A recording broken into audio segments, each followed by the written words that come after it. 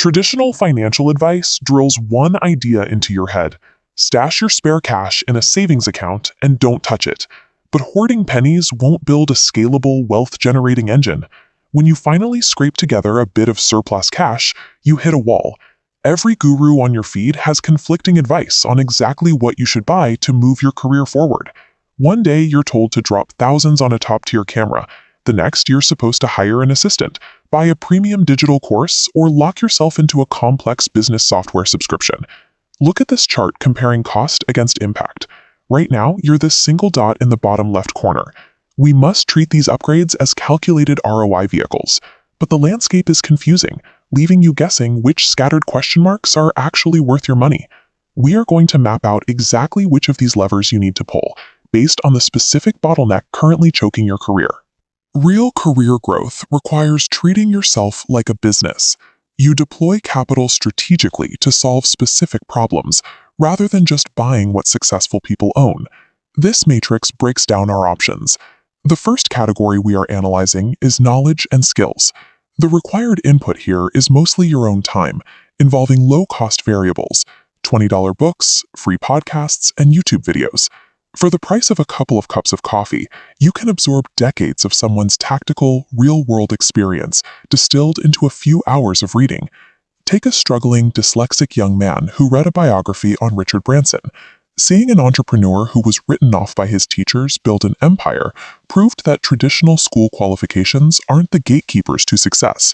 Branson's real insight was using marketing to bypass traditional business hurdles. Today, digital skills like AI automation or copywriting offer that same leverage, shifting your earning potential away from physical labor. These modern skills don't rely on physical effort. Instead, they use digital leverage to help other businesses consistently close more sales. But looking at the final column on our matrix, the risk is unique. Because the financial barrier to entry is virtually zero, the failure rate is high.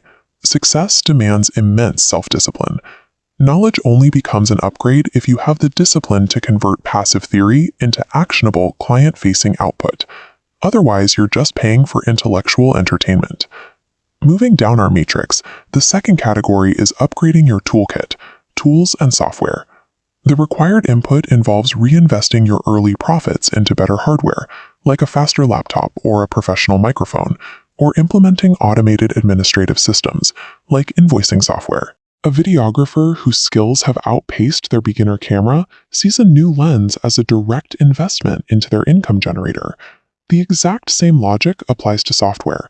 Automating your accounting and project management cuts out hours of administrative work. It increases your efficiency, allowing you to deliver faster and charge higher rates. Let's check the risk column. The danger here is gear acquisition syndrome, accumulating heavy sunk costs before you have validated your underlying skills. If you buy an expensive, high-end tool before your ability actually requires it, that purchase doesn't generate new income, it just spins pointlessly. Gear and software should only be purchased when your current tools are actively creating a bottleneck in your client delivery or eating up your time with manual tasks. That brings us to the final row on our matrix, reclaiming time and health. This relies on your effective hourly rate. If you pay someone less than your hourly rate to handle chores or invest in sleep tracking, you make a profitable trade. Your physical health is an economic asset. Running on sleep deprivation reduces your decision-making ability to the level of being legally drunk, pushing you directly toward burnout and costly errors. Reclaiming dozens of hours every month maintains the baseline physical sharpness required to scale a business, rather than drowning in mundane tasks. But checking our final risk column, doing this creates an immediate and recurring drain on your cash flow. Buying back your time only yields a positive return if you have the strict discipline to redirect those reclaimed hours specifically into income-generating work. Deploying capital effectively depends on diagnosing your exact position.